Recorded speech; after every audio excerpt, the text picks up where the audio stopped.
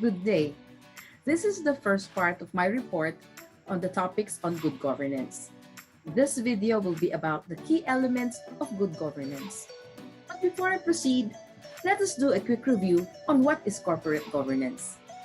Corporate governance is a system of rules, practices, and processes by which a firm is directed and controlled.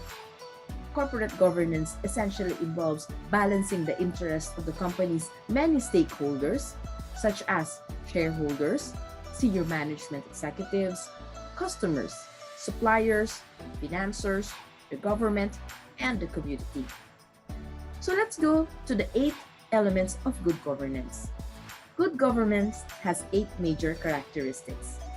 It is participatory, consensus-oriented, accountable, transparent, responsive, effective and efficient, equitable and inclusive, and follows the rule of law.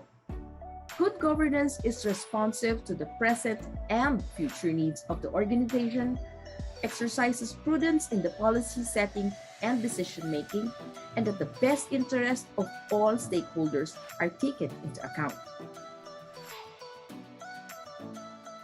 The first element is the rule of law.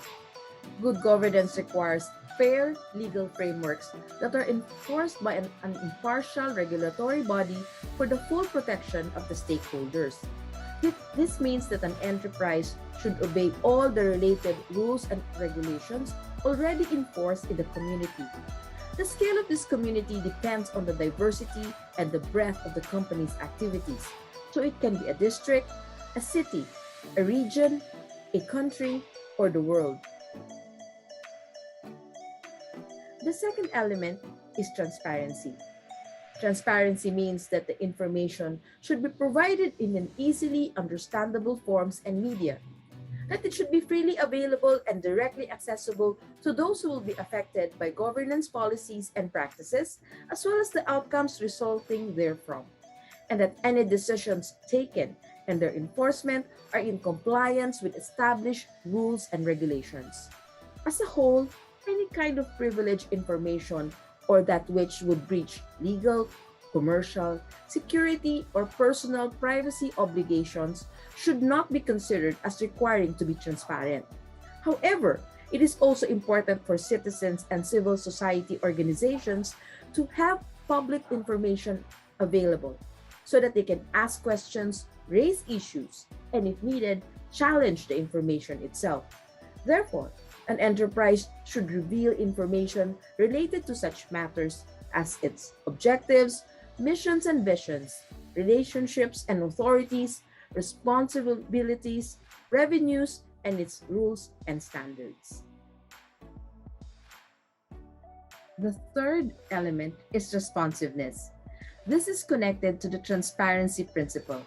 Responsiveness implies that the governance regulations enable the institutions and processes of governance to be able to serve all stakeholders within a reasonable time frame.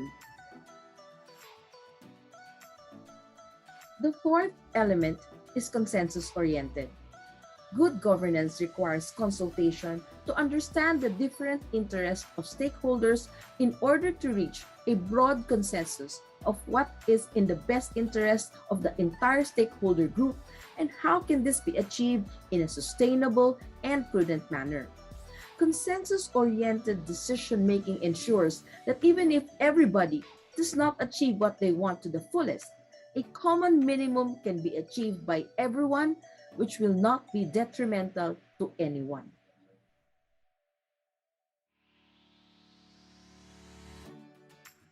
The fifth element is equity and inclusiveness.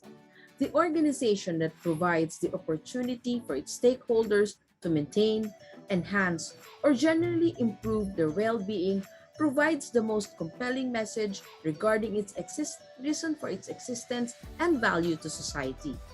This principle involves ensuring that all members of society feel that they have a stake in it and do not feel excluded from the mainstream.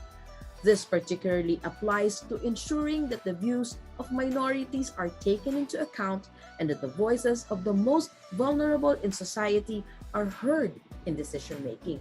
This requires mechanisms to ensure that all stakeholder groups have the opportunity to maintain or to improve their well-being. The sixth element is effectiveness and efficiency. Good governance means that the processes implemented by the organization to produce favorable results meet the needs of its stakeholders while making the best use of its resources, be it human, technological, financial, natural, and environmental, at its disposal. Efficiency, of course, implies the transaction of cost minimization, whereas effectiveness must be interpreted in the context of achievement of the desired purpose. Thus, for effectiveness, it is necessary that the processes and institutions produce results that meet the needs of the organization while making the best use of its resources at their disposal. Naturally, this also means sustainable use of natural resources and the protection of the environment. The seventh element is accountability. Accountability is a key tenet of good governance. Who is accountable for what should be documented in policy statements. In general, an organization is accountable to those who will be affected by its decisions or actions as well as the applicable rules of law. According to ISO 26000, accountability is the state of being answerable for decisions and activities to the organization's governing bodies, legal authorities, and more broadly, its stakeholders. To make it more clear, to be accountable means is to provide proof, such as reports, on what you are responsible for. Accountability explains that a company is not isolated from its environment and that a part of a wider societal network and has responsibilities to all that network rather than just to the owners of the organization. Participation is the eighth element, and should be both by men and women, either directly or through legitimate representatives, and it is a key cornerstone of good governance. Participation needs to be informed and organized, including freedom of expression and assiduous concern for the best interest of the organization and society in general. The ability of all to participate, if so desired, is an essential principle. Participation, of course, includes the freedom of association and of expression that goes along with this. Depending upon the size and the structure of the organization, participation can either be direct or through legitimate intermediate institutions or representatives. Participation, of course, would involve everyone, and at least all adults, both male and female.